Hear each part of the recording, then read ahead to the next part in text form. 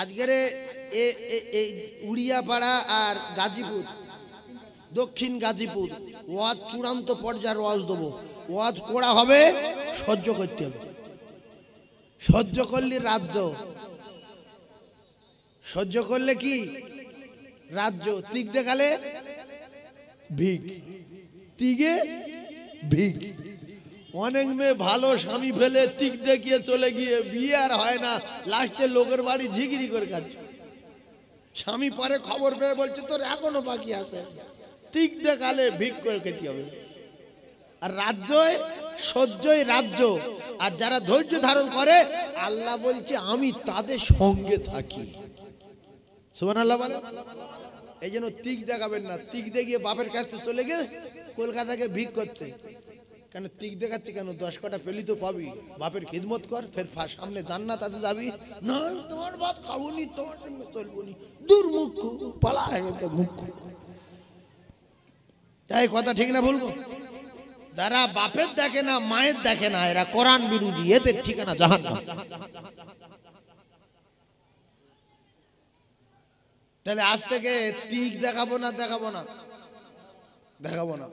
তিক দেখালে ভিক। ধৈর্যই রাজ্য। আমার নবী ধৈর্য ধরেছে না তিক দেখিয়েছে? ধৈর্য ধরেছে। রাজ্য পেয়েছে না পুরো পৃথিবী পেয়েছে? পুরো পৃথিবী। একটা লোক পুরো পৃথিবী, একটা লোক পুরো পৃথিবী পেয়ে গেছে। আসমান জমিন তো আছে, তো পুরো পৃথিবী। আপনারা একটু ভাববেন যে একটা লোকে পুরো পৃথিবী, এমন কোনো অলিগলি নেই সেই জায়গার লোক নবীর খবর পায়নি বা নবীর কলমা সেখানে পৌঁছায়নি। লোক কটা? একটা লোক। আর শত্রু সেই যেখান জন্ম হয়েছে সেখান থেকে শত্রু। সব কিছু ধৈর্য ধারণ করে জেল খেটে গর্তের ভিতর থেকে গাড়ে হীরা গুহায় থেকে আবু তালিবে থেকে এখান থেকে ওখানে থেকে সব জায়গায় অত্যাচার সহ্য করে পোটা পোষা উঁটের নাড়ি মাথা চেপে দিল। খাতুনে জান্নাত খবর পেয়ে কাঁদতে কাঁদতে গিয়ে সরিয়ে দিল।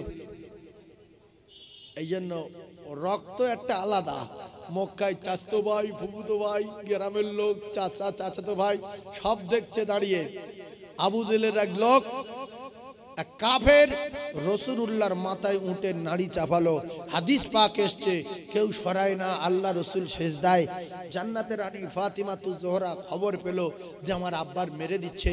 সেই খাতুনে জান্নাত দৌড়ে গিয়ে আব্বার মাথার থেকে উটের নাড়িটা সরিয়ে দিল।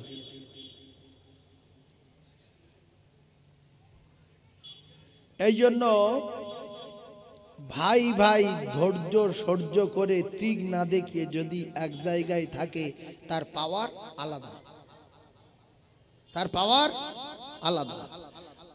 চারটে ভাই একদিকে থাকবে, পুরো গ্রাম একদিকে থাকবে, চারটে ভাইয়ের ক্ষমতা বেশি। পুরো গ্রামের লোক এক হয়ে এক জায়গায় মারামারি করতে যাক, ওদিকে 5 ভাই আছে।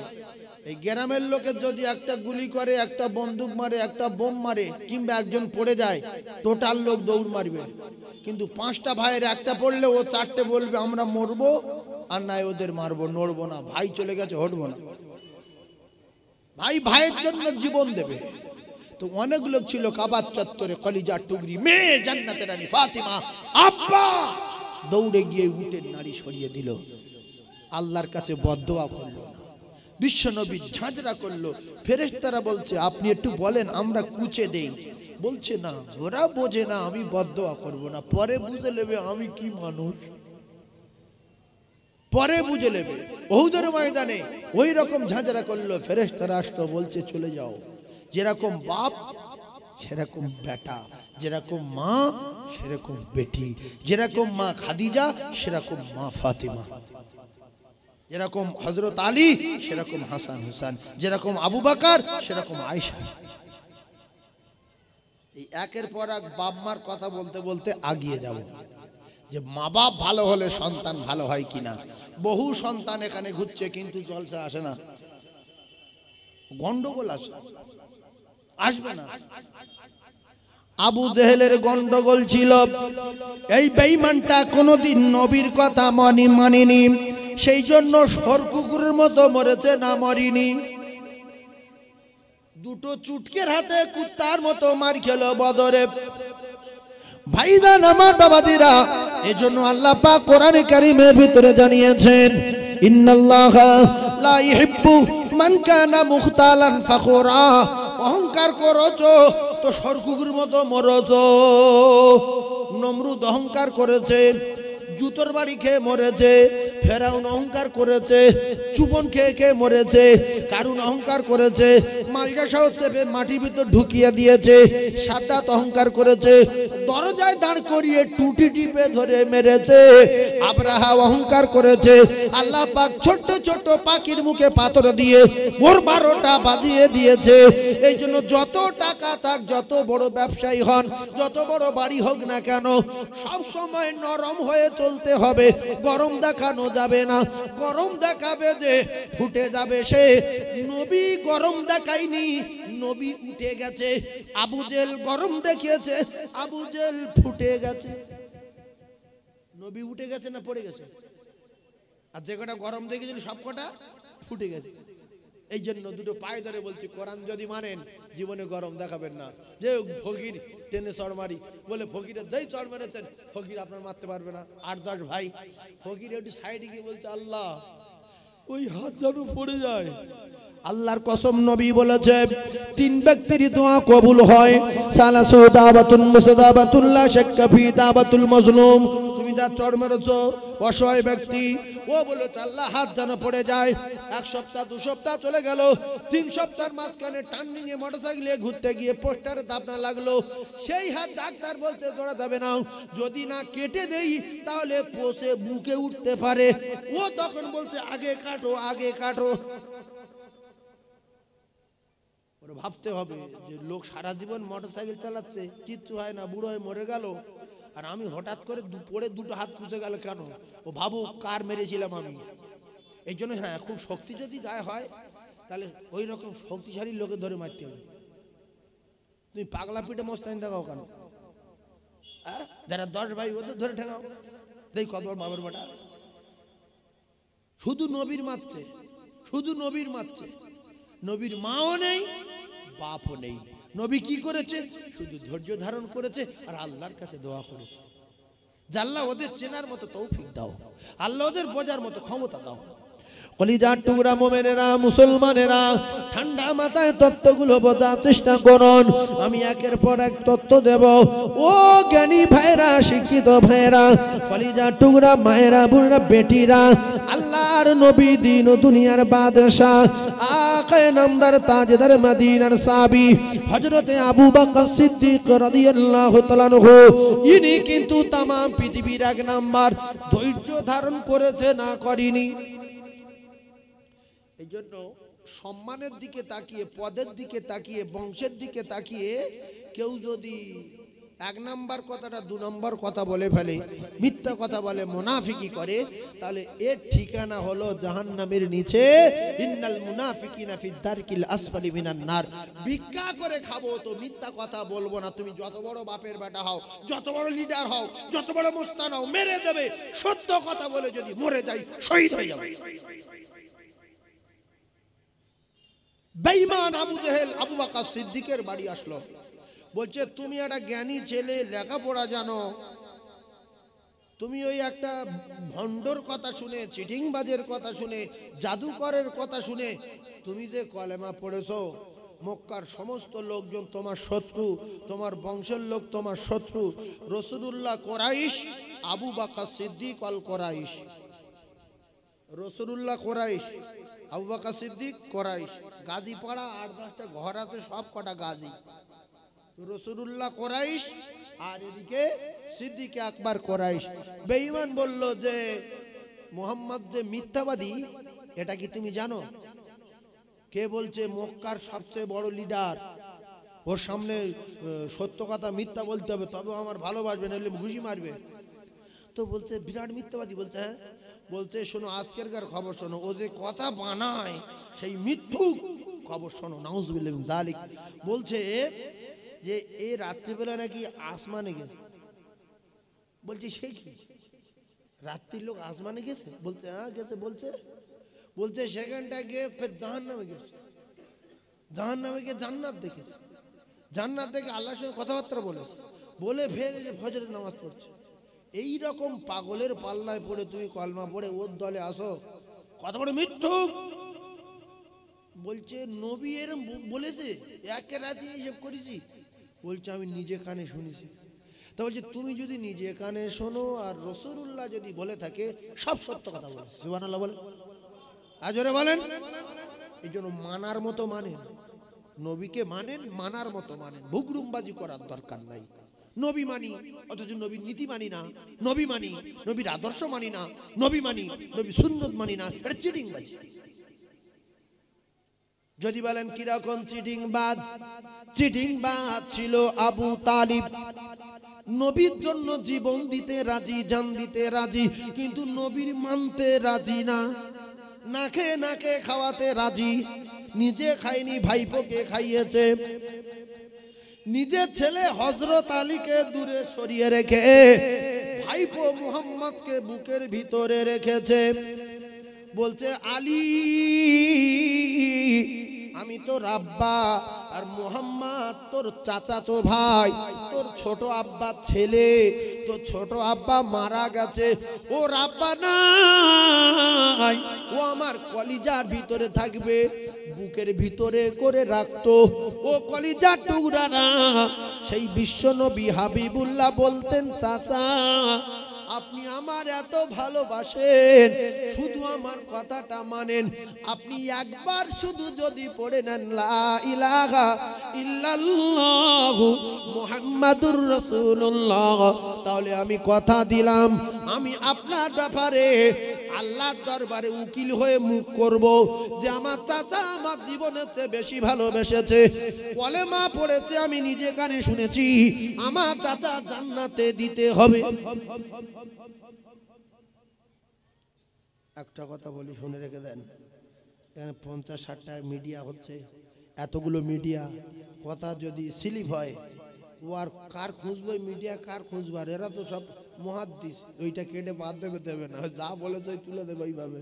তুমি ফাঁসো আর জাহান্নামে যাও, যাও করতে পারছো না। অনেক দিন উল্টো পাল্টা হওয়ার পরে যখন ধরা পড়বে, তখন হয়তো ওই মিডিয়ার হাতে পায়ে ধরে বললে হয়তো কেটে দেবে যে হুজুর খুব দুঃখ আক্ষেপ করছে, একটা জিনিস ভুল হয়ে গেছে কেটে দেই। তবে মানুষের ফাঁসালে সে কিন্তু ফাঁসবে, এ 100 কেউ যদি কারো ফাঁসায় সে একদিন না একদিন ফাঁসবে, ফাঁসবে না, ফাঁসবে। এই জন্য আমি এই মিডিয়াদের একদিন বলেছিলাম যে ইয়া আইয়ুহাল্লাযীনা আমানু লা তাকরাবুস সালাত, এই মোমেনেরা তোমরা নামাজ পড়ো না, খবরদার নামাজের ধারে বাড়ি যাবে না, আমি আল্লাহ তোমাদের নিষেধ করছি, খবরদার। এখন এরা এইটা কেটেছে, শুধু ইয়া আইয়ুহাল্লাযীনা আমানু লা তাকরাবুস সালাত, হ্যাঁ ঈমানওয়ালারা খবরদার তোমরা নামাজ কালাম কেউ পড়বে না, নামাজের ধারে বাড়ি কেউ যাবে না। এখন এই কথা যখন মিডিয়ায় ছুটছে, একদল বেনামাজি আমার বিরাট সাপোর্ট করবে যে এই হলো আল্লাহর ওলি, কেন নামাজ পড়বো। হ্যাঁ, এই যে কথাটা বলেছে কি দামি কথা, আল্লাহ নিষেধ করেছে, কোরআনে আছে, তোমরা নামাজ পড়ুনি, এই কথাটা কোনো শালা বললো নি আজ পর্যন্ত। কথা বলবো না, এই 100 ভিতরে 90 জন বেনামাজি, তাহলে এরা বিরাট খুশি হবে না? এরা যখন খুশি হচ্ছে, আমার অন্তত জলসা কমিটির কাছে ওই বেনামাজিরা বলবে যে বাসন্তী সাইফুল্লাহ দাওয়াত করো, সম্পূর্ণ টাকা আমরা দেবো, সম্পূর্ণ টাকা আমরা দেবো। এরা পারে এটা করতে, এরা পারে।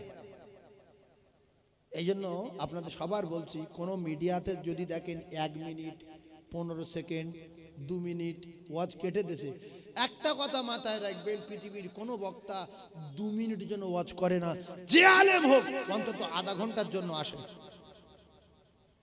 আপনারা বুঝতে পারছেন না? এমন জায়গায় একটা পয়েন্ট কেটে মারামারি বেঁধে দেবে পৃথিবীময়। ইরাকের লোক বলবে এই কি সর্বনাশ, কি বলেছে রে, ইরানের লোক বলবে, তুরস্কের লোক বলবে, মদিনার লোক বলবে, মক্কার লোক বলবে।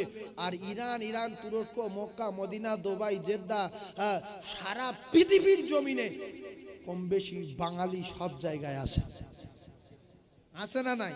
ও যদি আরবি না বোঝে তো বাংলার লোকের ওয়াজ শুনবে, আর আরবের লোক যারা কলকাতা আছে ওরা আরবের লোকের ওয়াজ শুনবে, বিহারের লোক যারা আছে দেখবেন ওদের দোকানে সবসময় শুধু ওই উর্দু ক্যাসেট চলছে, সবসময় হিন্দি গান হচ্ছে, ওই ছাড়া ওরা বোঝে না।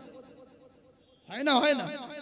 এই জন্য একের পর এক তত্ত্ব দেব, কথা মাথায় রাখতে হবে।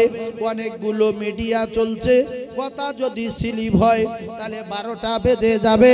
ও কলিজার টুকরা ভাইরা আমার, যুবকেরা, জওয়ানেরা, আল্লাহর নবী দিন দুনিয়ার বাদশাহ বিশ্ব নবী হাবিবুল্লাহর কথা শুনে সিদ্দিক আকবর বলেছিলেন, মুহাম্মাদুর রাসূলুল্লাহ সাল্লাল্লাহু আলাইহি ওয়াসাল্লাম যদি এই কথা বলে থাকে, আমি আবু বকর সিদ্দিক জানিয়ে দিলাম আল্লাহর নবী সত্য কথা বলেছে।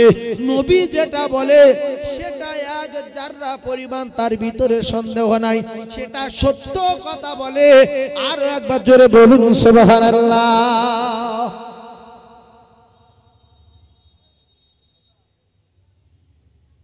আল্লাহ নবী দিন ও দুনিয়ার বাদশার বাড়ির গায়ে আবু জেহেলের বাড়ি। পৃথিবীর যত কাফের আছে, কোন কাফেরের বাড়ি অত কাছে না যত কাছে রাসূলুল্লাহর বাড়ি আর আবু জেহেলের বাড়ি, এক জায়গায়। এখান থেকে ওই প্যান্ডেল, ওই তিরপল খাটানো চারটা, শুধু মাঝখানে একটু যাবার রাস্তা। ওই সেই বেঈমান রাসূলুল্লাহর উপরে বিরাট অত্যাচার করত।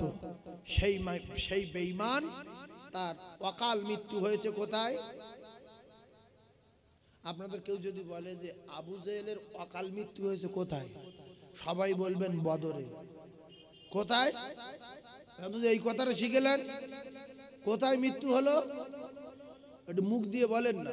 বুখারী শরীফের হাদিস, আবু জেহেলের মৃত্যু হয়েছে কোথায়? বদরে। কি মাসে? আচ্ছা, আমরা যদি ওয়াজ শুনতে এসে চুপ করে বসে থাকি, তাহলে আমি তো ভাব বসে সব কালালো। আমি যেটা বলে দেবো সেইটা মুখে বলবেন, কারণ কারণ আপনাদের তো আমি আন্দাজি জিজ্ঞাসা করিনি। আমি বলছি আবু জেহেলের মৃত্যু হয়েছে বদরে, এবার বলছি কোথায়? তো এবার তো আপনার বদর বলা সহজ, যে বদরে। আমি তো জিজ্ঞাসা করিনি যে এইটা বলেন তো না, আমি বলবো আপনারা শুনবেন। তাহলে আবু জেহেলের মৃত্যু হয়েছে কোথায়? আলহামদুলিল্লাহ, আল্লাহ খুশি। বদরে মৃত্যু হয়েছে। কি মাসে? বলবেন রমজান মাসে। কি মাসে? রমজান মাসে। ক তারিখে? বলবেন 17 তারিখে। তাহলে শিখে যাব। তাহলে আবু জেহেল মরল কবে, কি মাসে, কোন তারিখে, রমজানের কত তারিখে? এই অহংকার তাকাব্বুরি আল্লাহ যে সহ্য করে না। আমরা যে মুসলমান মানুষ, কলিজার টুকরা ভাইয়েরা আমার, একটুখানি বোঝার চেষ্টা করুন। আচ্ছা, আবু জেহেল মক্কাতুল মুআজ্জামার বড় একটা লিডার। শুধু মুসলমানদের হিম্মত দেখেন, হিম্মত, মুসলমানদের হিম্মত দেখেন। আমরা যে মুসলমান আছি না নাই আপনারা নিজে নিজে ভাববেন। মুসলমানদের হিম্মত, মুসলমানদের কি বললাম? হিম্মত, ক্ষমতা। উমাইয়া ইবনে খালফ, কি নাম বললাম বলেন? উমাইয়া ইবনে খালফ। এইটা কাফের। মনে করছেন জীবনে বহুবার শুনেছি, বহুবার শুনতে পারেন, আনপাড় ভাবে শুনেছেন। একেবারে পরিষ্কার ভাবে ওয়াজটা শুনে দেখেন কেমন লাগে। যেহেতু বুখারী শরীফের হাদিস, কথা মাথায় রাখেন। আমি বলছি অহংকারের স্বাদ আল্লাহ যে জনমের মতো মিটিয়ে দেয়, আর যারা ধৈর্য ধারণ করে আল্লাহ পাক তাদের সঙ্গে থাকে। ইন্নাল্লাহা মা'আস সাবিরিন। সাহাবারা ধৈর্য ধারণ করেছে না করেনি? কথা বলেন। সাহাবারা ধৈর্য ধারণ করেছে। আবু জেহেল ওর বাড়ি মক্কায়, আর উমাইয়া ইবনে খালফের বাড়ি মক্কায়। উমাইয়া ইবনে খালফ কাফের। সাদ ইবনে মুআজ রাদিয়াল্লাহু তাআলা আল্লাহ রাসূলের সাহাবী। এখন কাফেরের সঙ্গে এক সাহাবীর দোস্ত। কার সঙ্গে কার দোস্ত? কাফেরের সঙ্গে এক সাহাবীর দোস্ত। সাহাবীর নাম কি? সাদ ইবনে মুআজ। একটু মুখে বলেন, লক্ষ লক্ষ সওয়াব পাবেন। বলেন সাদ ইবনে মুআজ রাদিয়াল্লাহু তাআলা। এখন উমাইয়া যখন মদিনায় যেত, সাদ ইবনে মুআজের বাড়িতে আশ্রয় নিত, মোমেনের বাড়ি। আর হযরতে সাদ ইবনে মুআজ রাদিয়াল্লাহু তাআলা আনহু মক্কা শরীফে একদিন আসলেন কাবা তওয়াফ করব বলে। জীবনের প্রথম মনে করে ওয়াজ শোনেন, জীবনের প্রথম ওয়াজ শুনছি মনে করে ওয়াজ শোনেন। সাদ ইবনে মুআজ রাদিয়াল্লাহু তাআলা আনহু কাবা চত্বরে আসবেন, আল্লাহর কাবা তওয়াফ করবেন। উঠেছে সে উমাইয়া বন্ধুর বাড়ি। উমাইয়া সাহাবী না কাফের? বলেন কাফের। আর সাদ ইবনে মুআজ রাসূলুল্লাহর বিখ্যাত সাহাবী, কাবা তওয়াফ করতে আসলেন। মুসলমানদের পাওয়ার কত! মুসলমানেরা যে কোনো বেঈমানের দেখে ভয় করে না, কোনো কাফেরের দেখে পরোয়া করে না। এই হাদিসের ভিতরে পরিষ্কার ক্লিয়ার হয়ে যাচ্ছে, মাথায় রাখেন।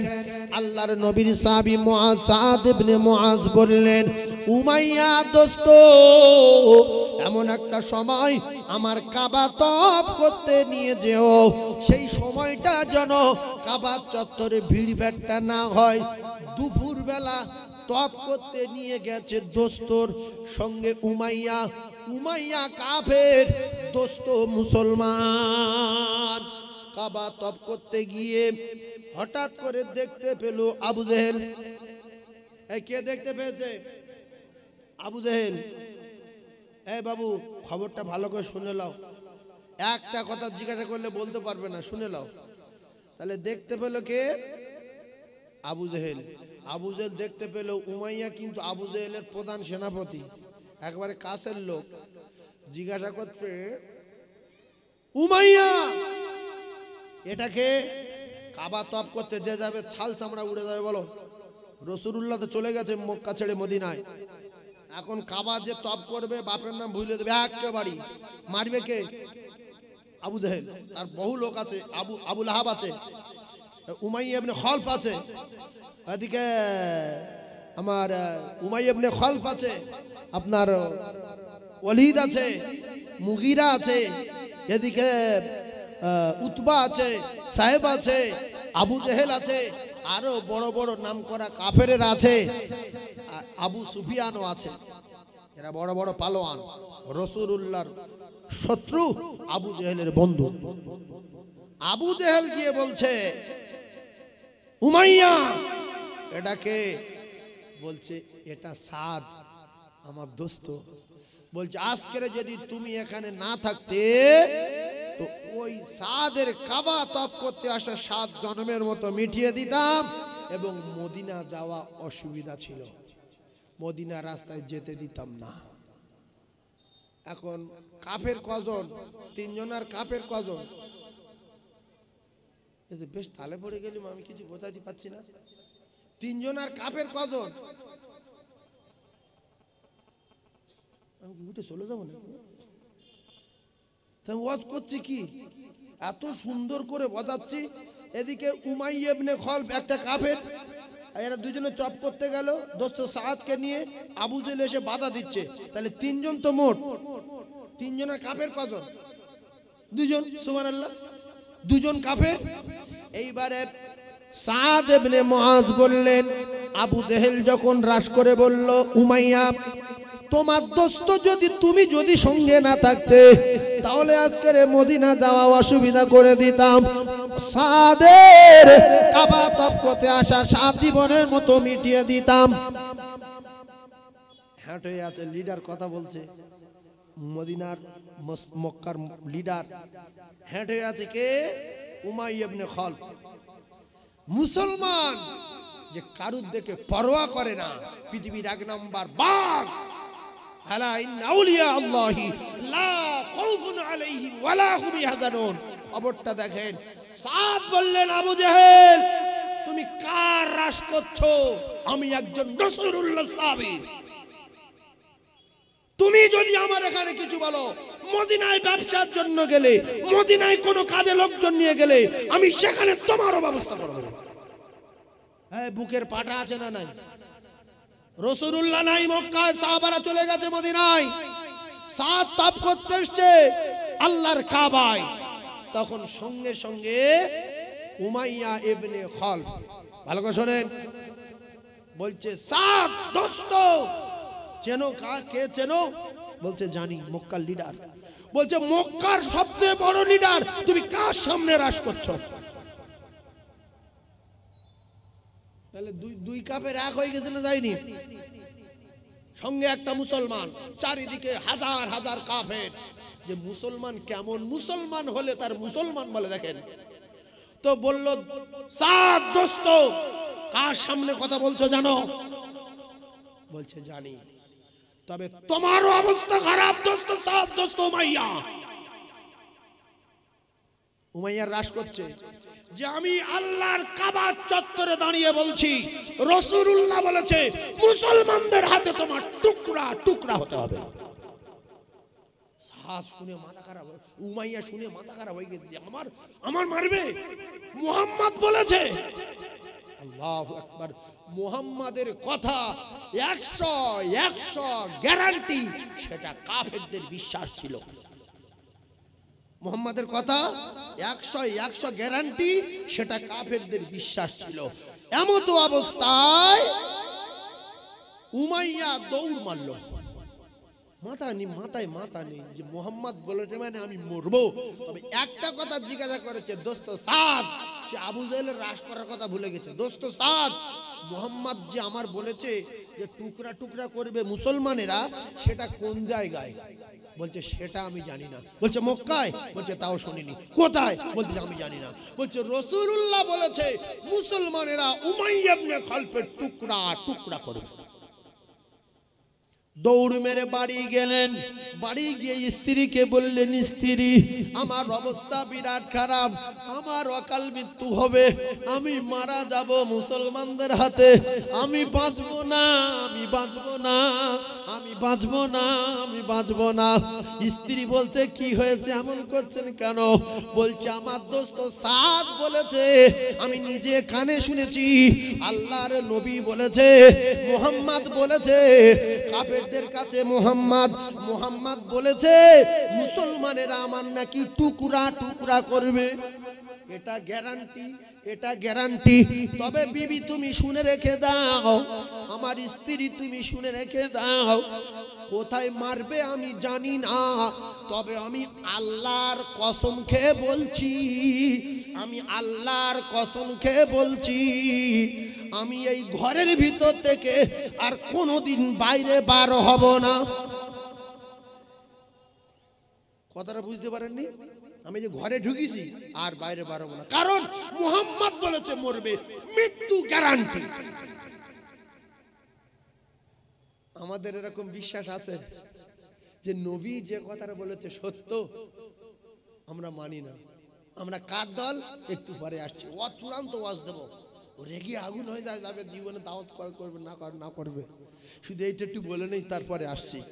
ভাইয়েরা আমার, বাবাদিরা, ও সোনার মানিকেরা, যুবকেরা, জনেরা, এইবারে ভালো করে কথা মাথায় রাখতে হবে।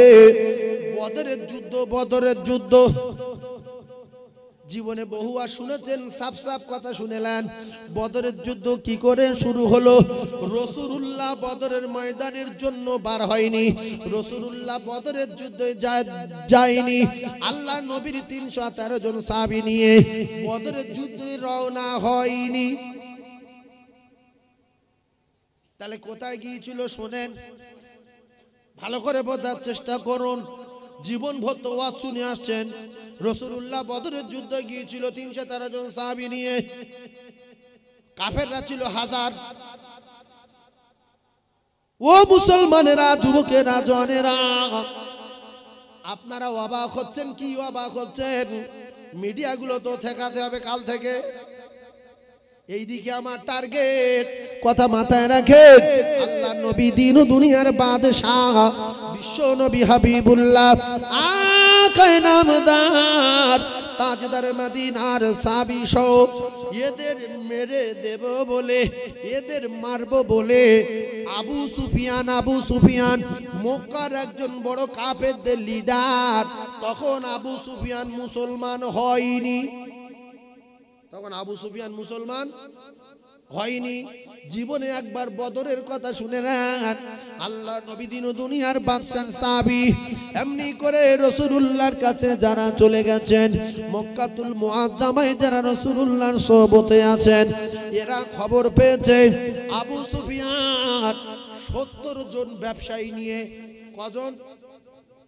যদি কারোর মাথার ব্রেন ভালো হয়, একটা কথা মুখস্থ রাখলে সারা জীবন আপনি চায়ের দোকানে একান দোকান বসে বা কোনো আলেমের জিজ্ঞাসা করতে পারবেন।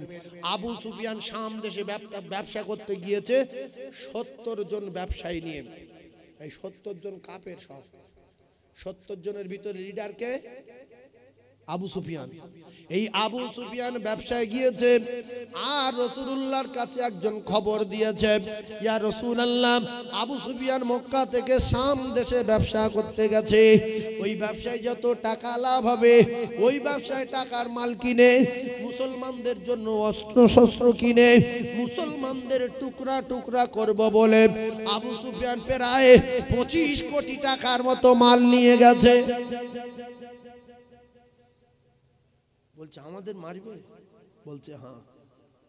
যেরকম একদল মানুষ ব্যবসা করছে আর আমাদের মাথার ব্রেন বুদ্ধি কম বলে সেই ব্যবসায়ী মালগুলো আমরা কিনে খাচ্ছি, আর ওই টাকা নিয়ে তারা যন্ত্রপাতি তৈরি করছে আমাদের মারবে বলে। তাতে আমাদের গাও জ্বালা করে না, মাথাও ঘরে না। দাও খাই, দাও মদ হবে, দাও এক বোতল দাও খাই। গাঁজা আছে, হ্যাঁ আছে, দাও খাই। হ্যাঁ, মুসলমানেরা খাচ্ছে না, খায় না। এই মদ বিক্রি করে টাকা যা ইনকাম হবে তাতে অন্য জায়গায় যাবে। এদিকে এটা বিক্রি হচ্ছে, সেটা বিক্রি হচ্ছে, ওটা বিক্রি হচ্ছে, এটা বিক্রি হচ্ছে। মুসলমানেরা শুধু বলছে দাও খাই। আবু সুফিয়ান কোথায় কি বিক্রি করছে, কি করবে না করবে কারো জানার দরকার নাই, দাও দুটো খাই। আল্লাহ রসুল শুনে বিশ্ব নবী বললেন, আবু সুফিয়ান তো 70 জন ব্যবসায়ী নিয়ে সমস্ত মালজাল সহ মুসলমানদের যে যন্ত্রপাতিগুলো কিনে নিয়ে মারবে বলেছে সেগুলো নিয়ে তো মদিনার রাস্তায় আসবে। চলো আমরা সবাই মদিনার রাস্তায় ঘাট করব। কত বুঝতে পারছেন? বদরের যুদ্ধ না, কিভাবে বদর হয়েছে জীবনের মতো আজকে শুনলাম, জন্মের মতো শুনলাম। ঘাট করতে গেল 313 জন সাহাবী নিয়ে। কজন নিয়ে? 313 জন। তাহলে মক্কায় বদরের যুদ্ধ টুদ্ধ কিচ্ছু না। 313 জন নিয়ে ঘাট করতে গেল। কলিজার টুকরা ভাইয়ের আমার, কিতাবে লেখা আছে ওরা যখন ব্যবসা থেকে ফিরে আসছে, আবু সুফিয়ান বিরাট চালাক ছিল, বিরাট বুদ্ধিমান ছিল। মদিনার এসে মদিনার লোকের আনাগোনা দেখে, মদিনা থেকে অনেকটা দূরে আসার পরে ওদের আনাগোনা দেখে আবু সুফিয়ান বুঝতে পেরে সমস্ত লোক লস্করতে বলল, একটু দাঁড়াও, আমার যেন কেমন কেমন ঠেকছে। মদিনায় খবর পাঠাচ্ছে, চর পাঠাচ্ছে যে মোহাম্মদ মদিনায় আসে না বেরিয়ে টেরিয়ে কোনো জায়গায় গেছে, খবর লাও তো। একজন খবর দিল যে মোহাম্মদ মদিনায় নাই। প্রায় 300-350 মতো লোক নিয়ে মদিনা ছেড়ে কোথায় গিয়েছে জানি না। আবু সুফিয়ান ওদের দাঁড় করিয়ে সারা ময়দান মায় শুধু ছুটছে যে মদিনার লোক কোথায়, মোহাম্মদ সহ। কোনো জায়গায় সঠিক তথ্য পাচ্ছে না যে কোথায় গেল। হঠাৎ করে এক জায়গায় উটের পায়খানা দেখতে পেয়েছে। এই কি দেখতে পেয়েছে? উটের পায়খানা। উটের পায়খানা দেখতে পেয়ে লাঠি নিয়ে আচ্ছা পায়খানা শুধু এরা হাঁটকাচ্ছে। হাঁটকে হাঁটকে দুটো খেজুরের দানা পেয়েছে। কিসের দানা? খেজুরের দানা 2 পিস। একটা উটের পায়খানায় দুটো খেজুরের দানা। ওই খেজুরের দানা দেখে আবু সুফিয়ান বলেছে, সাবধান হয়ে যাও, মুহাম্মদ শিওর হয়ে গেছি, তার লোকজন নিয়ে আমাদের তালাশ করতে বেরিয়েছে, আমাদের উপরে আক্রমণ করতে আসছে। কারণ এই উটের পায়খানার ভিতরে যে খেজুরের দানা পেয়েছি এই খেজুর মদিনার খেজুর। কারণ মদিনার খেজুরের দানাগুলো ছোট্ট ছোট্ট।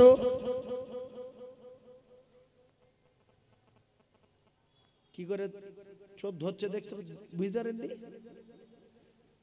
ভাইয়েরা আমার, বাবাদিরা, ঠান্ডা মাথায় বোঝার চেষ্টা করুন। কাফেরের কত বুদ্ধি দেখেন, ব্রেন দেখেন।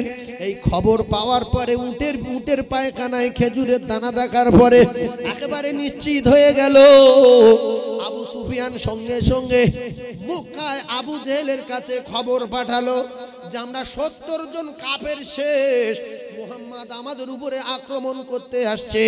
এখন কোনো কথা না, আবু জেহেল বাহিনী নিয়ে যেন খুব তাড়াতাড়ি মদিনায় আসে।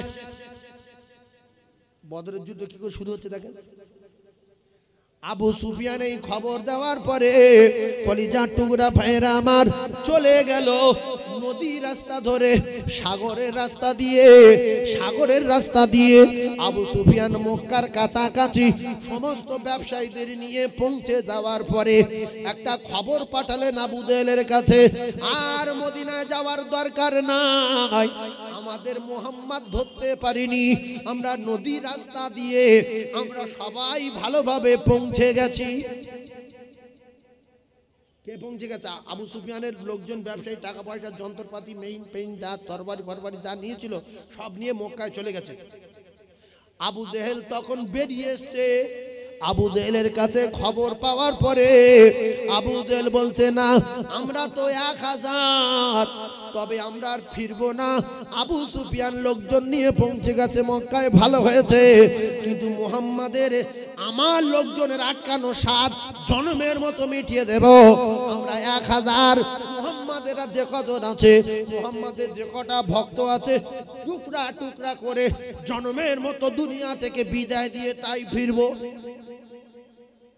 আবু সুফিয়ান নিষেধ করেছে যে আমরা পৌঁছে গেছি, আপনি চলে আসেন।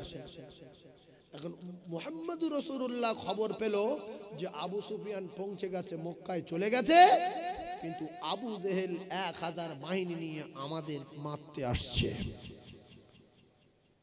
এই হবে বদরের যুদ্ধ। এবার কি হবে? বদরের যুদ্ধ শুরু হবে।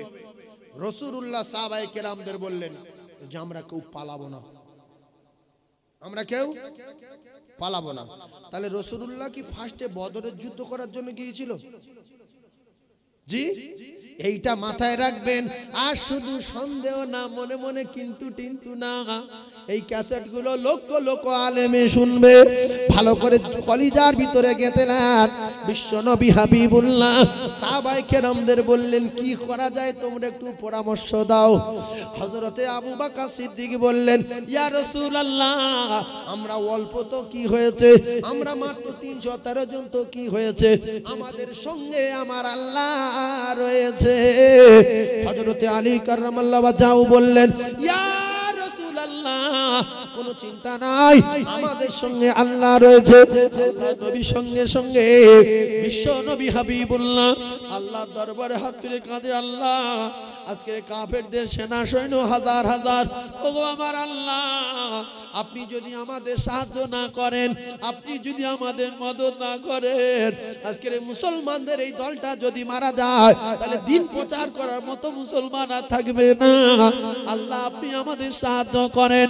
কিতাবে লেখা আছে বিশ্ব নবী হাবিবুল্লাহ হাত তুলতে তুলতে এত হাত উঁচু করে কেঁদেছিলেন।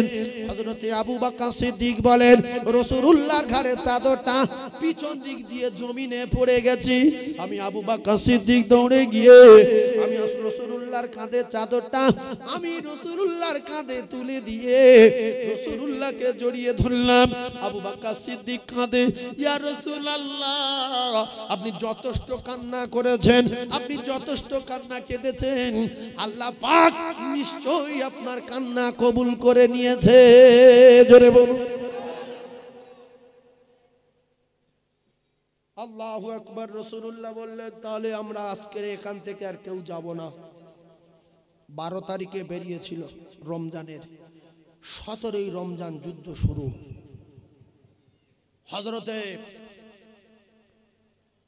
হযরতে সাদ রাদিয়াল্লাহু তাআলা আনহু বলেছিলেন, উমাইয়া মুসলমানেরা তোমার টুকরা টুকরা করবে, লিখে রেখে দাও। ভাইরা আমার, বাবাদিরা, ও যুবকেরা, জনেরা, খুব ঠান্ডা মাথায় তত্ত্ব বোঝার চেষ্টা করুন। এইবারে যখন আবু সুফিয়ান চলে গেছি, এইবারে আবু সুফিয়ানের বাঁচানোর জন্য যখন মদিনার রাস্তায় রওনা দিল, কিতাবে লেখা আছে আবু জেহেল সমস্ত লিডারের বাড়ি যাচ্ছে। ওই মক্কাতুল মুআজ্জামার যুদ্ধে একটা কাফের যায়নি, সেই কাফেরটার নাম আবু লাহাব। বদরের যুদ্ধে কোন কাফের যায়নি? আবু লাহাব যায়নি বদরের যুদ্ধে। আর আবু জেহেল এসে উমাইয়া ইবনে খালফের বাড়ি এসে বলছে যেতে হবে বাবু। সে বলেছিল আল্লাহর কসম আমি বাইরে বাড়াবো না, কথা মনে আছে? বলছে বাবু আপনাকে যেতে হবে, যদি না যান। বলছে আমি কোনো মতে যাব না, আমার অসুবিধা আছে, আমি যাব না। কাফেরদের বিশ্বাস দেখুন, বলছে আমি যাব না। তো বলছে তুমি যদি না যাও তাহলে মক্কার কোনো কাফের যাবে না, যেহেতু লিডার যদি না যায় সাধারণ মানুষ কেউ পা তুলবে না, আর ওখানে আমাদের লোকজনকে আটকেছে, যেতে হবে। বারবার অনুনয় বিনয় যখন করছে, কিতাবে লেখা আছে উমাইয়া ইবনে খালফ বলল আমার অসুবিধা আছে, তবু আপনি বলছেন, কিন্তু আমার কথা আপনাকে মানতে হবে। তাহলে আমি রাজি আছি। বলছে কি কথা? বলছে আমি পিছনে থাকবো, আর মক্কার সবচেয়ে বড় যে ঘোড়াটা, সবচেয়ে দ্রুত গতিতে যে ঘোড়া চলে, যে বাহনটা, ওই বাহনটা আমার দিতে হবে, কারণ আমার একটু অসুবিধা আছে। আবু জেহেল বলল মক্কার সবচেয়ে দ্রুত গতিতে যে ঘোড়াটা ছোটে, ওইটা আমি তোমার জন্য ব্যবস্থা করি, তুমি চলো, কোনো অসুবিধা নেই। কিতাবে লেখা ও যখন বাইরে বার হয়েছে, রাসূলুল্লাহর কথা মনে উঠছে, মুহাম্মদ বলেছে মরবে মরবে। এইবারে সমস্ত কাফেলার সঙ্গে যাচ্ছে। কিতাবে লেখা আছে একবার পিছন দিকে তাকায়, আর একবার ডান দিকে তাকায়, আর একবার বাম দিকে তাকায়, একবার সামনে তাকায়। ও যেন পাগল হয়ে যাচ্ছে, কে যেন আমার এসে এই মারলো এই মারলো।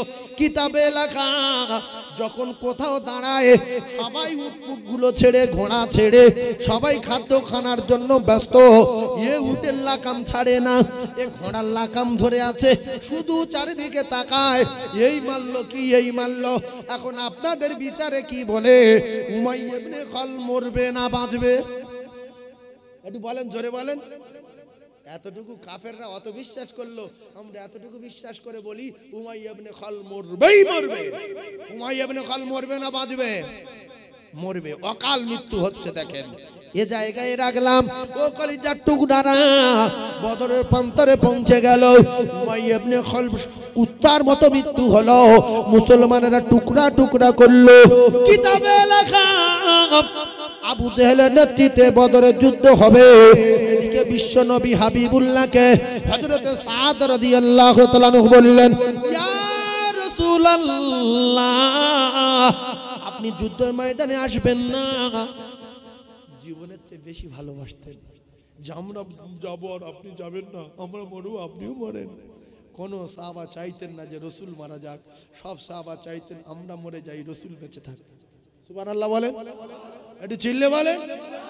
আর আমরা কি চাই যে নেতারা আগে মরুক, নেতা আগে মরুক, তারপর আমরা মরি। সাদ রাদিয়াল্লাহু তাআলা বললেন, ইয়া রাসূলুল্লাহ আপনি ওই উঁচু চূড়ার উপরে বসেন, ওখান থেকে বসে যুদ্ধের ময়দানের দিকে তাকিয়ে থাকেন। ওখানে বসে রাসূলুল্লাহ পরিচালনা করছেন, সাহাবায়ে কেরাম কাতারে দাঁড়িয়ে গেছে। ওদিকে আবু জেহেল 1000 বাহিনী নিয়ে দাঁড়িয়ে গেছে, সব রেডি হয়ে একেবারে যুদ্ধ শুরু হবে। 17ই রমজান, দিনটা শুক্রবার, ভালো করে বোঝার চেষ্টা করুন। আল্লাহ নবী দিন দুনিয়ার বাদশাহ বিশ্ব নবী হাবিবুল্লাহ সাহাবীরা মোট 313 জন, ওরা আছে 1000। ওদের ভিতরে আবু জেহেল একটা বড় পালোয়ান পাঠালো, সেই বড় পালোয়ানটার নাম উতবা। 3টে পালোয়ান পাঠিয়েছে, মুখস্থ করে নিতে পারবেন। একটা পালোয়ানের নাম উতবা, আর একটা পালোয়ানের নাম সাইবা, উতবা সাইবা, আর একটা নাম ওলীদ। উতবা, সাইবা আর ওলীদ, এই 3টে বিখ্যাত মোস্তান, 1000 বাহিনীর ভিতরে 3টে মোস্তান পাঠিয়েছে আবু জেহেল, যে মুসলমান কটারে শেষ করে দাও। ওরা 3 জনে এসে রেডি। রাসূলুল্লাহ 3 জনকে পাঠালেন যে তোমরা 3 জন যাও। একজন হযরত আলী কাররামাল্লাহু ওয়াজহাহু, জোরে বলুন সুবহানাল্লাহ। আলী পৃথিবীর ক নাম্বার বাঘ? 1 নাম্বার বাঘ হযরত আলী কাররামাল্লাহু ওয়াজহাহু একজন।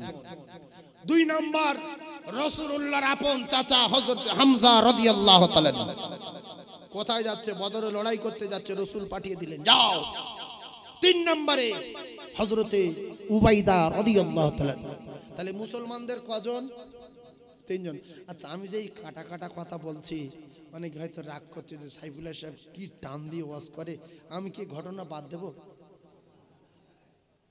না বলবো? বলেন, এই কাটা কাটা কথাই বলি, টান হয়তো শেষের দিকে দেবো, অসুবিধে নেই, তো কাটা কাটা কথা একটু বলবো না বলবো না? বলে এইবারে তাহলে মুসলমানদেরকে 1 নম্বরে হযরত আলী কাররামাল্লাহু ওয়াজহু, 2 নম্বরে হযরতে হামজা পৃথিবীর বড় পালোয়ান রাসূলুল্লাহ চাচা, 3 নম্বরে আবু উবাইদা হযরত উবাইদা রাদিয়াল্লাহু তাআলা আনহু।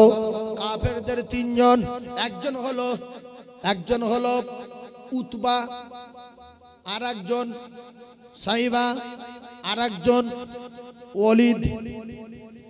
ওরা 3 জন দাঁড়িয়ে আছে, এরা 3 জন দাঁড়িয়ে আছে।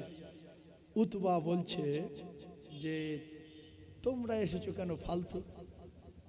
যারা বড় বড় মস্তান, বড় বড় পালোয়ান, ওদের ডেকে দাও। তা বলছে আর আমরা ফালতু এসেছি, যা হয় হোক, আমরা তো মাত্র কজন। তা বলছে রেডি হও। বলছে রেডি। এইবার জোড়া মিল করলো, কে কার সাথে লাগছে দেখেন, ভালো করে লিখে দেন। উতবার সঙ্গে ও কলিজার টুকরা ভাইরা আমার, ভালো করে বোঝার চেষ্টা করুন, ঠান্ডা মাথায় বোঝেন। আল্লাহ নবী সাহাবী উবাইদা, উতবার সঙ্গে উবাইদা, ওয়ালিদের সঙ্গে শেরে খোদা আলী কাররামাল্লাহু ওয়াজহু, সাইবার সঙ্গে হামজা, সাইবার সঙ্গে হামজা, উতবার সঙ্গে উবাইদা, আর হযরত আলীর সঙ্গে ওয়ালিদ, আলীর সঙ্গে ওয়ালিদ। কিতাবে লেখা আছে যুদ্ধ শুরু হয়ে গেল। ভালো করে বোঝার চেষ্টা করুন। মুহূর্তের মধ্যে শেরে খোদা আলী ওলিদের টিকিট ধরিয়ে দিল। ও কলিজার টুকরারা, জাহান্নামের টিকিট, পৃথিবীর 1 নাম্বার বাঘ। আল্লাহ পাক যারে শের করে বাঘ করে পৃথিবীর জমিনে পাঠিয়েছে, হযরত আকায়ে নামদার তাদের মদিনার জামাতা হাসান হোসেনের আব্বা জানকে আমার আল্লাহ পৃথিবীর 1 নাম্বার মারেফাতের সবচেয়ে বড় পীর বানিয়েছেন, পৃথিবীর সবচেয়ে বড় বীর বানিয়েছেন। কিতাবে লেখা হযরত হামজা রাদিয়াল্লাহু তাআলা আনহু, এমনি করে দেখা গেল হযরত হামজা তুলি সাহেবাকে জাহান্নামের টিকিট ধরিয়ে দিল। এদিকে ওয়ালিদ, ও কলিজার টুকরা ভাইরা আমার, আল্লাহর নবী দিন ও দুনিয়ার বাদশার সাহাবী, ওয়ালিদেরও জাহান্নামের টিকিট ধরিয়ে দিল। আর উতবা লেগেছিল উবাইদার সাথে। কিতাবে লেখা উবাইদা রাদিয়াল্লাহু তাআলা আনহু উতবার জাহান্নামের টিকিট দিল বটে, কিন্তু উতবা আঘাত করেছিল আল্লাহর নবী সাহাবী উবাইদা রাদিয়াল্লাহু তাআলা আনহু। কিতাবে লেখা আছে ইস বটে হযরতে উতবা রাদিয়াল্লাহু তাআলা আনহু আবু উবাইদা রাদিয়াল্লাহু তাআলা আনহু জায়গায় আস্তে আস্তে কাঁপতে কাঁপতে রক্ত বেরিয়ে গেল। ইসবটে বদরের প্রান্তরে শহীদ হয়ে গেল। তাহলে 3 জনে লাগলো, 2 জন টিকিট পেল, 3 জন ওরা টিকিট পেল, মুসলমানদের 1 জন শাহাদাত বরণ। মুসলমানদের কজন? 1 জন। বেঁচে আছে কে? হযরত আলী কাররামাল্লাহু ওয়াজহু আর হযরতে হামজা রাদিয়াল্লাহু তাআলা। কথা মাথায় রাখেন। তাহলে কাফেরদের 1000 এর ভিতরে কজন আছে? 900 997। মুসলমানদের 313 জনের ভিতরে কজন মারা গেছে? 1 জন। আছে কজন? 312 জন। এই হলো একবারে খোলা খোলা, এক চুলে দিক দিক না। ভালো করে ভাইরা আমার, বাবাদিরা, এইবারে ওরা বলছে, আবু জেহেল বলছে সব লোকজন রেডি হও, এ তো মুসলমানদের কাছে পারা যাবে না, যে অবস্থায় তরবারি চালাচ্ছেন। হযরত আলী কাররামাল্লাহু ওয়াজহু জুলফিকার নিয়ে উঁচু করে দাঁড়িয়ে আছে, চলে আয়। 1000 কাফের হোক আর 2000 হোক, শুধু চলে আয়।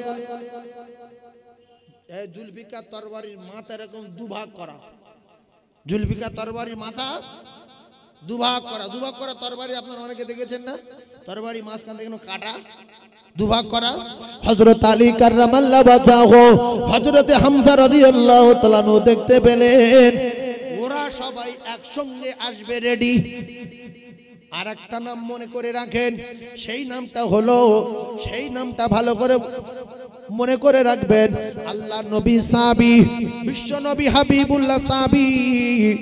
ছোট্ট ছোট্ট দুটো বাচ্চা বদরের ময়দানে কাতারে দাঁড়িয়ে আছে।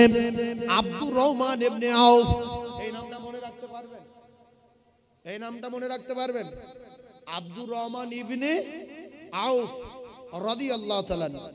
তিনি বলছেন, আমি বদরের ময়দানে যখন কাতারে দাঁড়িয়েছিলাম, হঠাৎ একটা বাচ্চা ছেলে আমার ঠোকা দিল। আমি বাচ্চাটার দিকে তাকিয়ে বললাম, বাবু তোমার কি হয়েছে? আর আমি কি বাচ্চাদের কাতারে, এদিকে বাচ্চা এদিকে বাচ্চা। বলছে, চাচা একটু আস্তে বলুন, আর আমার একটা কথা শুনুন, আমি আপনাকে ঘা দিয়েছি এজন্য। আপনি কি আবু জেহেলের চেনেন? আমাদের বাচ্চা তাদের বাচ্চা, আসমান জমিন তার চেয়ে ফেরা। কি বলছে, আপনি আবু জেহেলের চেনেন? বলছে, আমি চিনি। তা তুমি কি করবে? বলছে, চাচা আমি শুনেছি আবু জেহেল নাকি রাসূলুল্লাহকে গালি দেয়। ও চাচা যান, যদি আপনি আমার একটু দেখিয়ে দেন, হয় আবু জেহেল মরবে আর নাই আমি মরবো। আমি যতক্ষণ বেঁচে থাকবো ও শরীর থেকে আমার শরীর আলাদা হবে না, আমি ওর মেরেই তাই ছাড়বো। আব্দুর রহমান ইবনে আউফ রাদিয়াল্লাহু তাআলা বলছে, আমি অবাক হয়ে গেলাম শুনে। ডান দিকে এটা বাচ্চা বলছে, চাচা আপনি আবু জেহেলকে চেনেন? এ যে কথা বলছে, এ সে কথা বলছে। আসতে বলছে কেন? এর ইচ্ছা হলো যে আবু জেহেলের আমি মারবো, ও যেন বুঝতে না পারে। আস্তে আস্তে আস্তে আস্তে। আর এ বলতে, চাচা একটু আস্তে, শুধু একবার দেখিয়ে দেন, তারপরে কি করি দেখেন, শুধু আমাকে চিনিয়ে দেন। সে রাসূলুল্লাহর গালি দেবে আর আমি দুনিয়ায় বেঁচে থাকবো, এরকম চিন্তা ভাবনা আমাদের আছে? আমাদের যদি কোনো মৌলবি পেটে কোনো মসজিদ ভেঙে দেয়, আমি ও তালে নেই বাবু, ওরা গেছে ওরা যাক, আমি ঝুঁঝামলি যাবো না। এ হচ্ছে নমরুদের দল, ফেরাউনের দল, আবু জেহেলের দল, কারুনের দল। সাহাবায়ে কেরামের দল আলাদা। ছোট্ট দুটো বাচ্চা হযরতে আব্দুর রহমান ইবনে আউফ রাদিয়াল্লাহু তাআলা বললেন, আমি অবাক হয়ে গিয়ে দুটো বাচ্চারে দেখিয়ে দেবো বলে মানুষের দিকে লক্ষ্য করে দেখলাম আবু জেহেল ওই সেনা সৈন্য রেডি করছে, মুসলমানদের সঙ্গে একসঙ্গে লাগবে। তো আমি দেখতে পেলাম, দেখতে পেয়ে আমি দুটো বাচ্চারে বললাম, সই যে দেখা যাচ্ছে আবু জেহেল লোকজনের মাঝখানে। আব্দুর রহমান আউফ বললেন যে মুহূর্তের মধ্যে পাঁচ পাখির মতো গিয়ে আবু জেহেলের টুকরা টুকরা করে জাহান্নামের টিকিট ধরিয়ে দিল। জোরে বলুন, আর জোরে বলুন। আবু জেহেল বদরে টুকরা টুকরা হয়ে গেল, ছোট্ট ছোট দুটো বাচ্চার হাতে। এক মায়ের পেটের সন্তান, দুই ভাই। ভাই ভাইয়ের ক্ষমতা আছে না নাই? রক্ত। ছোট ভাইকে আপনি বড় ভাই মারেন, ও বলবে তোর সঙ্গে আলাপ করব না, তোর সঙ্গে চলবো না, তোর সঙ্গে কথা বলবো না বলে বিরাট রেগে বাড়িতে বসে আছে। বড় ভাই পোলের হাটে গিয়েছে, আর খবর এসছে যে তোর বড় ভাই একজন ঘুষি মেরে নাক ফাটিয়ে দিয়েছে, আর এখনো লাঠি দিয়ে পিটছে। ছোট ভাই বসে থাকবে? ও সঙ্গে সঙ্গে ওই কাঁদতে কাঁদতে ছুটবে, এর মেরে গেছে কিন্তু ওই অবস্থা পেট ছুটছে, আমার ভাই মেরেছে। যাবে না? যাবে না? জোরে বলেন। এর নাম হলো রক্ত। দুই ভাই ঝাঁঝরা করে দিয়ে জনমের মতো টিকিট ধরিয়ে দিয়েছে আবু জেহেলের। একসঙ্গে সামনাসামনি যুদ্ধ শুরু হলো। যুদ্ধ শুরু হয়ে যাবার পরে মুসলমানেরা বদরের ময়দানে দেখতে পায় মুসলমান মারা গেছে মোট বদরে 14 জন। কজন? 14 জন একসঙ্গে লড়াই হয়েছে। 14 জন মারা গেছে। এই যুদ্ধ যখন শুরু হয়ে গেল, হযরতে আকায়ে নামদার দূর থেকে বসে বসে ময়দানের দিকে তাকিয়ে আছে, বদরের প্রান্তরে তাকিয়ে আছে। আমার আল্লাহর নবীর এক সাহাবী বদর থেকে দৌড়ে আসলেন রাসূলুল্লাহর কাছে। ইয়া রাসূলুল্লাহ, ইয়া হাবিবাল্লাহ, আমরা যখন যুদ্ধের ময়দানে একসঙ্গে যুদ্ধ শুরু করেছি, হঠাৎ করে আওয়াজ শুনতে পাচ্ছি, হাইজুম তুমি আগিয়ে চলো, হাইজুম তুমি আগিয়ে চলো, হাইজুম তুমি আগিয়ে চলো।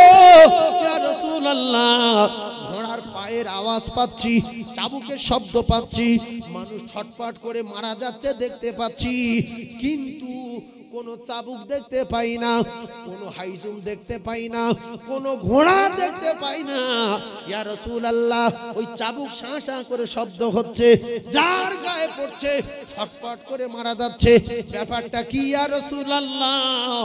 আল্লাহ নবী বললেন, সাহাবী, হাইজুম নাম শুনেছো সত্য, ঘোড়ার পায়ের আওয়াজ শুনেছো সত্য, চাবুকের আওয়াজ শুনেছো সত্য, চাবুক মেরে ওইভাবে ভিমরিকে পড়ে মরে যাচ্ছে দেখেছো সত্য।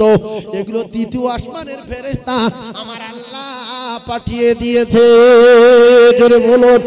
সাহাবী বললেন, ইয়া রাসূলুল্লাহ, হাইজুম মানে কি ব্যাপার? শুধু এই আওয়াজটা বারবার কানে আসছে। আল্লাহ নবী বললেন, হাইজুম মানে ফেরেশতাদের বাহনের নাম হাইজুম। ফেরেশতারা শুধু বলছে, হাইজুম তুমি আগিয়ে চলো। আর যে চাবুকের আওয়াজ শুনছো, আল্লাহ পাকের মালাকে ফেরেশতাদের হাতে চাবুক, ওই চাবুক যার মারে মুহূর্তের মধ্যে পড়ে ছটফট করে মারা যাচ্ছে। তাহলে মুসলমানদের সবচেয়ে বড় হাতিয়ারের নাম হলো দোয়া। মুসলমানের সবচেয়ে বড় হাতিয়ার কি? একটু কথা বলে। দোয়া। আমরা বিপদে পড়লে, মুসিবতে পড়লে, ফেসে গেলে আমাদের দোয়া চাইতে হবে আমার আল্লাহ পাকের দরবারে। ওগো আমার আল্লাহ, আপনি আমাদের মদদ করুন, আপনি আমাদের সাহায্য করুন, আপনি আমাদের হেফাজত করুন। আমরা আল্লাহর কাছে না বলে, আজান হলে মসজিদে না গিয়ে, চায়ের দোকানে বসে বসে চোপড়া করি, পেশাব করে পানি না নিয়ে। মুসলমানের ঘরে জন্ম নিয়ে যদি পেশাব করে পানি না নিতে পারলাম, তাহলে কুত্তার আর মানুষের ভিতরে তফাৎটা কি হলো? কিছু মানুষ কুকুর পানি লায় না বলে ও লায় না। কেন গো? না, আমি যদি পানি লই কুকুর দুঃখ পাবে। কুকুর দুঃখ পাবে তো তোর কি হয়েছে? না, কুকুর লায় না, আমি যদি লই কুকুর কষ্ট পাবে যে ভাই আমি লই না, তুই লিস ভাই। কুকুর চলে না পাক গায়ে, গরু চলে না পাক গায়ে, পশু চলে না পাক গায়ে, ছাগল চলে না পাক গায়ে। ও কলিজা টুকরা, মানুষ তো কুকুর ছাগলের চেয়ে ভালো। মানুষের পেশাব লাগলে পেশাব করে পানি নেবে না কেন বলো? আল্লাহর কসম, কুকুর জানে না মরে যাব, গরু জানে না মরে যাব, পশু জানে না মরে যাব, ছাগল জানে না মরে যাব, মানুষ জানে মরে যাব। তাই খালার বাড়ি যাই, বোনার বাড়ি যাই, ভাইরাবার বাড়ি যাই, শ্বশুর বাড়ি যাই, দোকানদারি করতে যাই, বাজারে যাই, মাঠে যাই, পেশাব করে পানি নিয়ে মানুষের মতো যাই। কারণ হলো ভাই, মালাকুল মউত কখন আসবে কোরআনে লেখা নাই। অনেক লোক শ্বশুর বাড়িকে মরে গেছে এরকম খবর আসে না নাই। অনেক লোক ভাইরাবার বাড়ি খেদিকে দুটো ডিম বেশি খেয়েছে, চারটে গোশ বেশি খেয়েছে, লাস্টে ভাড়া ভাই দই দিয়েছে এক গামলা, বলছে তুমি আগে এক ডিশ করে খেতে, এক প্লেট খেয়ে নাও। খেয়ে নিল, কিন্তু ওসিলা হচ্ছে ওখানে ওর মৃত্যু হবে যে কোনো ওসিলায়, ওখানে মরে গেল। লোকে বলছে দই চাপ করে খেয়েছে বলে কাকা মারা গেছে। দুটো গোশ বেশি খেয়েছে, গ্যাস হয়ে মারা গেছে, যে কোনো ওসিলায় মারা যাবে। তাহলে ভাইরাবার বাড়ি গেলেও লোক মারা যাবে, শ্বশুর বাড়ি গেলেও মারা যাবে, মাঠে কোপাতে কোপাতে মারা যাবে, বাজারে যেতে যেতে মারা যাবে, অনেকে দোকানদারি করতে করতেও মারা গেছে, আছে না নাই? তাহলে দোকানদারি করতে করতে মারা যায়, শ্বশুর বাড়ি মারা যায়, বোনার বাড়ি মারা যায়, মাঠে মারা যায়, হাঁটতে হাঁটতে মারা যায়। তো পেশাব করে পানি নেওয়া থাকলে অন্তত পাক অবস্থায় মারা যায়, সরকুকুরির মতো না মরে। আমার কথা বুঝতে পারেননি? তাহলে জানোয়াররা পাক অবস্থায় মরে না না পাক অবস্থায়? জোরে বলেন। জানোয়াররা না পাক অবস্থায়, মোমেন মরবে পাক অবস্থায়। আমরা আমরা আমরা 5 ওয়াক্ত নামাজ না পড়তে পারি, মাঝে মাঝে পড়ি, শুক্রবার পড়ি, রমজানে রোজা রাখি, আমাদের ঈমান আছে, আমরা বেঈমান না। হয়তো গুনাহ বেশি কিন্তু আমরা ঈমানদার। আমরা কি বললাম? ঈমানদার। তাহলে ঈমানদার মরবে পাক অবস্থায় না নাপাক অবস্থায়? পাক অবস্থায়। আপনারা রাগ করবেন না, রাসূলুল্লাহ বললেন আকসারু আযাবিল কবরি মিনাল বাউল, অধিকাংশ কবরে আযাব হতে দেখা যায় একমাত্র পেশাবের ছিটের কারণে। আল্লাহর নবী বলেন তোমরা যদি কবরে আযাব থেকে নাজাত পেতে চাও, পেশাবের ছিটে থেকে সাবধান হয়ে যাও। ও জ্ঞানী ভাইরা, ও শিক্ষিত ভাইরা, ও মায়েরা, বুনা বেটিরা, আকসারু আযাবিল কবরি মিনাল বাউল, আল্লাহ রাসূল বলেন অধিকাংশ কবরে আযাব হচ্ছে একমাত্র পেশাবের ছিটের কারণে। দুটো পায়ে ধরে বলবো, কুকুর যখন পেশাব করে দেখবেন ও কোমর নিচু করে, খেকি কুকুর, কুত্তার বাচ্চা। এই খেকি কুকুর কোমর নিচু করে না? করে না? আপনারা দেখেননি মেয়ে কুকুর পেশাব করে কিরম করে? দাঁড়িয়ে না পিছনে ঠ্যাং ভেঙে কোমর নিচু করে? কুকুর কিরম পেশাব করে কেউ দেখেনি? হ্যাঁ ঠিক বলেছে ভাই, ঠিক বলেছে। ওই দেখেছে, একটা লোক আছে দেখিছে। হ্যাঁ কুকুর আবার বলবো না, ছেড়ে দেবো। আর বলবো কি? তাহলে তাকবীর দেন, নারে তাকবীর। আরো চিল্লে বলেন নারে তাকবীর। আমার বাবু বলছে হুজুর একটা গজল শুনবো। আমি বলবো পেশাবটা করে নি। এই দেখেন খেকি কুকুর পেশাব করছে বসে। আপনারা জ্ঞানী মানুষ, আল্লাহ পাক আমাদের বলেছে কুনতুম খায়রা উম্মাতিন উখরিজাত লিন-নাস। আল্লাহ আরেক জায়গায় বলেছেন লাকাদ খালাকনাল ইনসানা ফি আহসানি তাকবীম। আমরা কি কুকুরের কাছে শিক্ষা লব না জানোয়ারের কাছে লব? আমরা তো শিক্ষা লিয়েছি নবীর কাছে। তাহলে কুকুর সে নিজে নিজে বুঝেছে আমি যদি দাঁড়িয়ে দাঁড়িয়ে পেশাব করি ঠিকরে পাহাড় পায়ে লাগবে। মদ্দা কুকুর বুঝেছে আমি যদি ঠ্যাং না তুলি, একটা ঠেকনে যদি না ঝাড়ি, তাহলে বুকে এসে লেগে বুক ভিজে যাবে। সেজন্য মদ্দা কুকুর দেখবেন একটা ঠ্যাং তুলে লরি চাকায়, কারু চটে, কারু বাড়ির পর্দায়, ছোট গাছের মাথায়, কোনো গাছের গোড়ায়। জানোয়ার বলতে নোংরা জিনিস গায়ে লাগাবো না। খেকি কুকুর বলছে আমি পেশাব গায়ে লাগাবো না। ছাগল মেয়ে ছাগলগুলো বসে পেশাব করে। কুত্তা বলছে আমি যদি বসে পেশাব না করি ঠিকরে গায়ে লাগবে। ছাগল বলছে আমি যদি কোমর নিচু না করি ঠিকরে গায়ে লাগবে। গাবি গরু বলছে আমি যদি কোমর নিচু না করি উরদ বেয়ে যাবে। আর লেজ যদি উঁচু না করি লেজও ভিজে যাবে। তাই আমি জানোয়ার হতে পারি, পেশাব লেজে লাগবে বলে লেজ উঁচু করি, উরদ বেয়ে যাবে বলে কোমর নিচু করি। আমরা তো সর কুকুরেতে ভালো, আমাদের পেশাব লাগলে কোমর নিচু হবে না কেন বলো? রাসূলুল্লাহ বলেন আকসারু আযাবিল কবরি মিনাল বাউল। ও আমার উম্মাত উম্মাতানিরা, আমি রাসূলুল্লাহ জানিয়ে দিলাম অধিকাংশ আযাব হচ্ছে একমাত্র পেশাবের ছিটের কারণে। তোমরা যদি কবরে আযাব থেকে নাজাত পেতে চাও তাহলে পেশাবের ছিটে থেকে সাবধান হয়ে যাও। পেশটা কেটে দাও, পুরো কাটা, টোনটা বাড়িয়ে দাও। আউযু বিল্লাহি মিনাশ শাইতানির রাজীম। হয় না তো কিরম হচ্ছে যেন ঢোল মতো। শুরু করে দাও আর একটু টোনটা দাও। আমি তো বলছি হচ্ছে না, আমি তো কথা বলছি। দেন একটু দেন টোন, গেন দেন, মাইকে গেন দেন।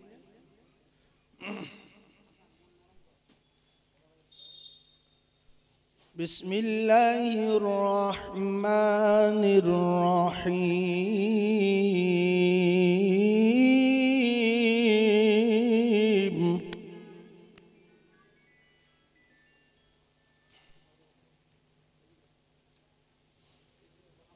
আলিফ লাম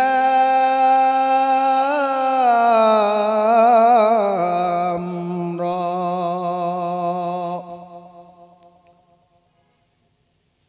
তিলকা আয়াতুল কিতাবিল মুবিন।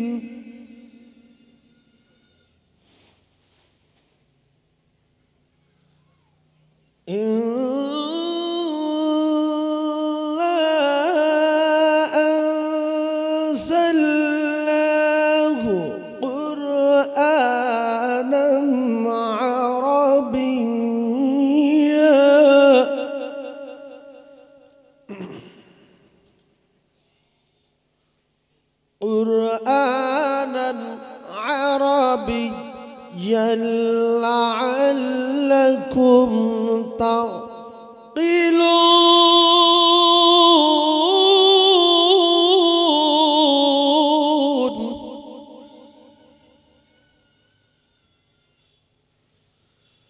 نحن نقص عليك أحسن القصص بما أوحينا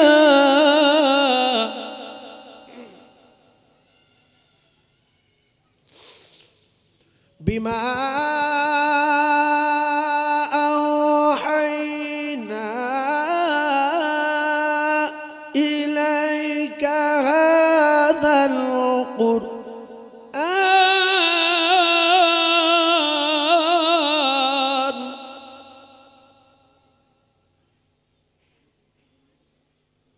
وإن كنت من قبله لمن الغافلين.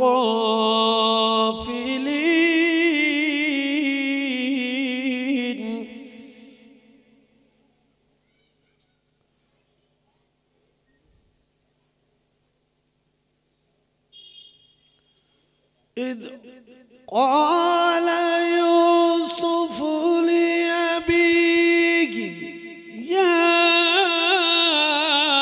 أبت إني رأيت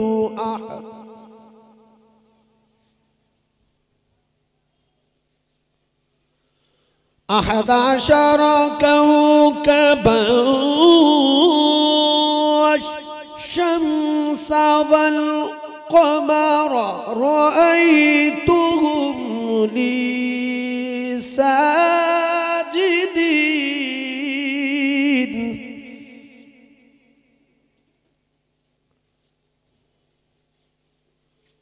قال يا بني لا تقصص رؤياك على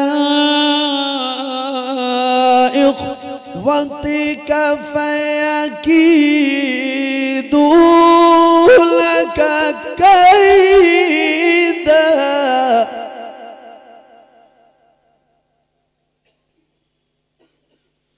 إن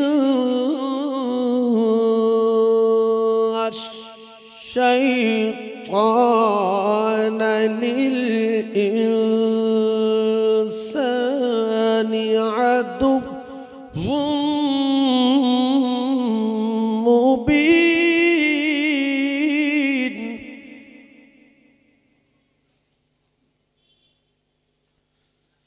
إن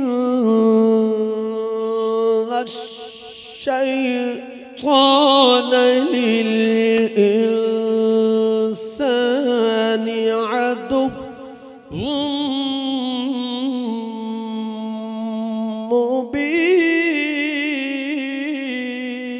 مبين. صدق الله العظيم. درود اللهم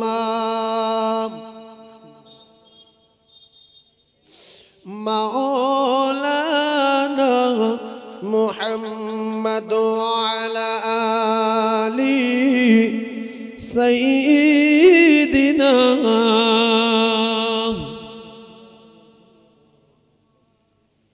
ওই আরব দেশে জন্ম নবীর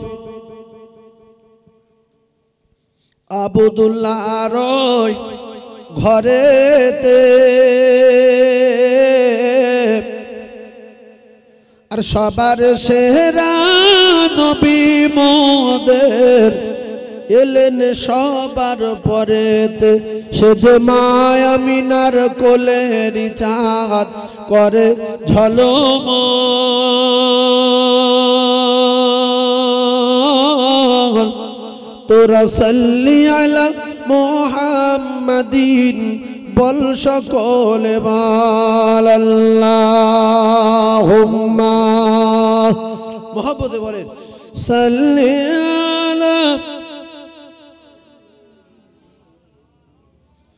ওয়া আলা আলি সাইয়্যিদিনা।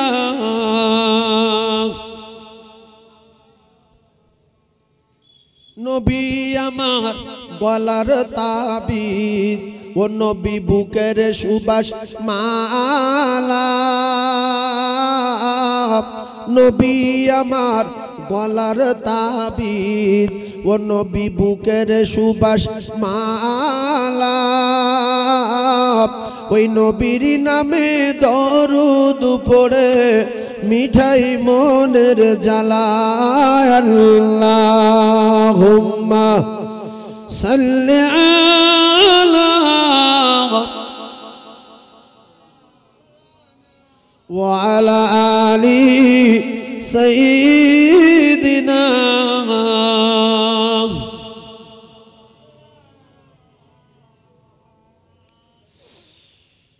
وقال الله تعالى أيضا في كتاب شان حبيبه مخبرا وآمرا إن الله وملائكته يصلون على النبي يا أيها الذين آمنوا صلوا عليه وسلموا تسليما. خمبط اللهم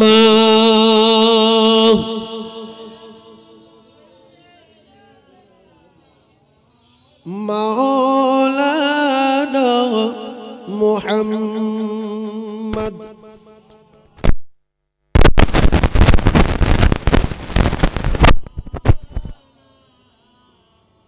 সম্মানীয় আজকের মাহফিলের সভাপতি মোহতারাম ওলামা হযরত, আপনাদের মসজিদের পেশ ইমাম, উপস্থিত আমার দিনদার নামাজি পরেজগার মুমিন মুত্তাকি আল্লাহওয়ালা বাপ ভাইরা, পর্দানশিনা ধার্মিকা আল্লাহ ভীরু আম্মা জান ও বোনেরা, আল্লাহ তাবারক তাআলার দরবারে লাখো কোটি শুকরিয়া আদায় করি, যিনি আমাদের মতো কিছু ভালো মানুষদেরকে বিভিন্ন বংশ থেকে, বিভিন্ন জায়গা থেকে, বিভিন্ন গ্রাম থেকে, বিভিন্ন গোত্র থেকে ভালোবেসে রহমতের দৃষ্টিতে তাকিয়ে রহমতি মজলিসে ফেরেশতাদের সঙ্গে বসবার মতো তৌফিক এনায়েত করেছেন।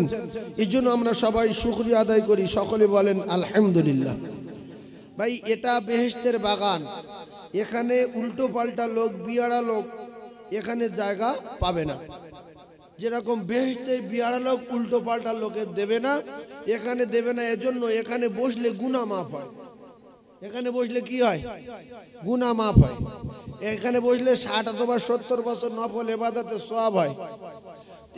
এই মাথা তো মাথায় থাকতে হবে, এই জ্ঞানটা মাথায় থাকতে হবে, তবে এখানে আসার সুযোগ পাবে। যাদের মাথা খুব একটা ভালো না, শরিয়ত সম্পর্কে জ্ঞান নেই, বোঝে না, দেখবেন আজান হলে মসজিদেও আসে না। ও কি ও কি। কিন্তু যদি মাথা ভালো হতো, শরিয়ত সম্পর্কে জ্ঞান থাকতো, কবরের ভয় থাকতো, জাহান্নামের ভয় থাকতো, জান্নাতের আশা থাকতো, এ কোরআনের আওয়াজ শুনে এ মাহফিলে সবাই দলে দলে দলে দলে এসে ভরে যেত। কারণ কাফেররা কোরআনের আয়াত শুনে দৌড়ে আসতো না। আপনারা বিচার করেন বসে বসে, ও 2000 লোকের দরকার নেই, 2 জন হলে হবে। কাফের ছুটতো, এখনকার মুসলমানেরা কোরআন শুনে ছোটে না। ও কি আউযুবিল্লাহ বিসমিল্লাহ কি কিন্তু কোরআন শুনে ছোটেন আর না ছোটেন, ওয়াজ শুনে আসেন আর না আসেন, কিন্তু মরে যেতে হবে এটা জেনে রাখেন। আজ না হয় কাল মৃত্যু হবেই হবে। কোনো টাকাওয়ালা, কোনো চাকরিজীবী, কোনো ব্যবসায়ী, কোনো কোটিপতি, কোনো করোড়পতি, কোনো রাষ্ট্রপতি, কোনো মন্ত্রী, কোনো নেতা, কোনো ডাক্তার, কোনো মাস্টার, টাকার বলে, ঔষধের বলে, বুদ্ধির বলে, বংশের বলে, কায়দাবাজি দেখিয়ে লোকজনের বলে, পাওয়ারের বলে, বন্দুকের বলে, একজন বেঁচে আছে, নজির আছে যে অমুক লোকের কাছে আজরাইল এসে বন্দুক বার করে, আজরাইল পালায়। এরকম খবর আছে কি? তাহলে যত বড় বাবু হও, মৃত্যু একদিন হবে, তবে কবে হবে ওটা কোরআনে লেখা নাই। কোরআনে লেখা আছে কে কবে মরবে, শুধু কোরআনে লেখা আছে মরবে। কবে মরবে? আব্দুর রহির বাপ মঙ্গলবার, লতিফের বাপ সোমবার, হ্যাঁ আব্দুর রাজ্জাকের বাপ বুধবার বেলা 2টোর সময়।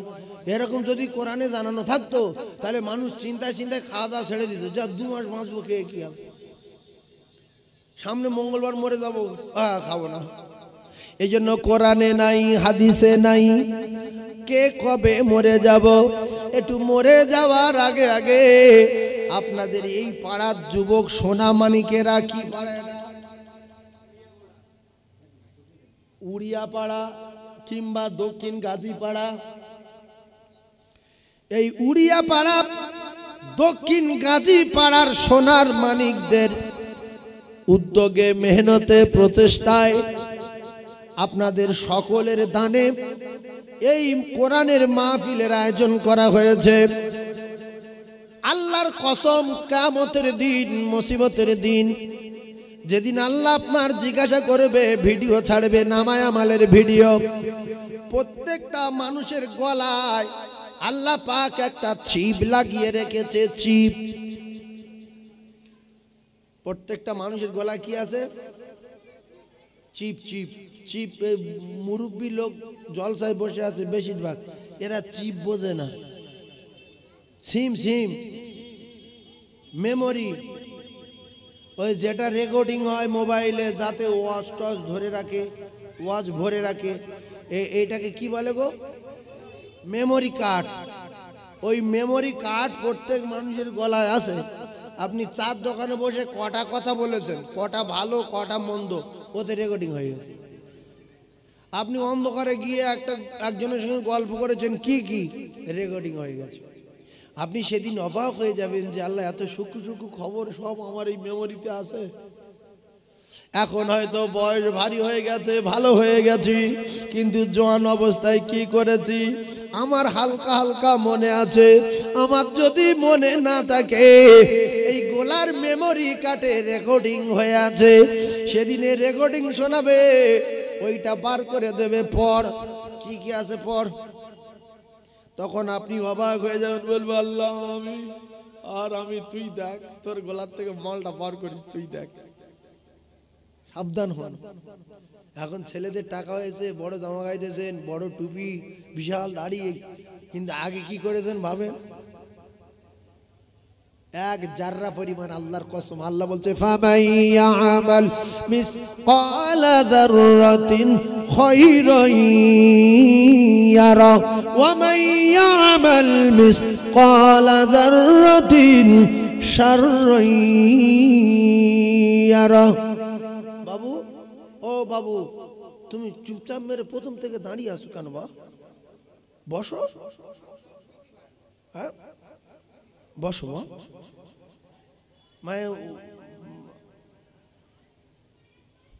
আল্লাহ আমাদের প্রত্যেকটা ভালো এবং মন্দর হিসাব নেবেন, যে তুমি জীবনে কি করেছো তুমি দেখো। এই জন্য দিনটা ওই 2-4 মাস হবে না, 2-4 বছর হবে না, 2-4 হাজার বছর হবে না, 40,000 বছর হবে না, 45,000 বছর হবে না, 50,000 বছর ধরে শুধু বিচার হবে, সূক্ষ্ম বিচার। হ্যাঁ, আপনার কষ্ট হবে, মাথায় ঘাম হচ্ছে, মাথার ঘি ফুটছে, পা পুড়ে তামা হবে, জমিন পুড়ে তামা হয়ে গেছে, পা চামড়া পুড়ে উঠছে, শিরা পুড়ে মাথা ঘি ফুটছে, নাক দিয়ে মগজ গলে পড়ছে, দৌড় মারো। এতদিন বিচার ভালো লাগছে না, দৌড় মারো। দৌড় মেরে কোথায় যাবে বাপ? জায়গাটা বলে বিরাট মাঠ, দৌড় মারো, যেখানে যাবে সেখানে বাদশাহী কার। তবে একটা গ্রুপ করবে, দৌড় মেরে একটা গ্রুপ করবে, একটা রিস্ক নেবে, একটা রিস্ক নেবে, দৌড় মেরে একটা রিস্ক নেবে। রিস্কটা কি? এরা জ্বালা চোটে এত কষ্ট হবে, এত শাস্তি পাবে। ও বাবু, ও মুরব্বী, হাজি সাহেব বলে মনে হচ্ছে, এখানে এখানে আসেন, আসেন, আসেন। হাজি সাহেব ভাব আমি জানি না তো, তো এখানে আসুন, আসুন বাবু, বসুন। বড় মেম্বার তো, কি সুন্দর পাকা, এতে 2-10 জন উঠলে লোড হবে না, ভাঙবে না, ভয় নেই, বসে। তো